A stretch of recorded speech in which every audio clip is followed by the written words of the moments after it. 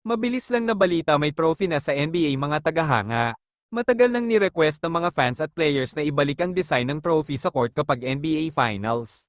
Pero dahil nag-start na ang finals at walang nakita ang mga fans na trophy design sa sahig, na dismaya at nagreklamo na sila sa pamunuan ng NBA. Naremedyuhan naman yan at may magandang plano pala si Commissioner Adam Silver. Imbes na sticker na nakalagay sa sahig ng court, minabuti niya na digital na lang ang ilagay. Parang may kabuti na ginto sa screen ng TV or cellphone kung saan ka man nanonood. Nag-ala Super Mario tuloy sila Tyrese Halliburton at SGA.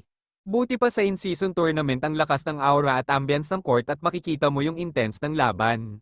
Sana next year ibalik na ng NBA yung may malaking trophy sa sahig ng court para ganahan ng mga players at alam ng mga fans na finals na talaga. Sa tingin nyo mga boss, sadyang ayaw talaga na ibalik ng NBA ang ganong style or nakalimutan lang? Kung may komento, pakilagay lang sa ibaba at ating babasahin yan. Huwag sanang kalimutan mag-like, follow at share pa. Subscribe na rin ang aking channel. Maraming salamat sa suporta mga boss. Ingat palagi at God bless.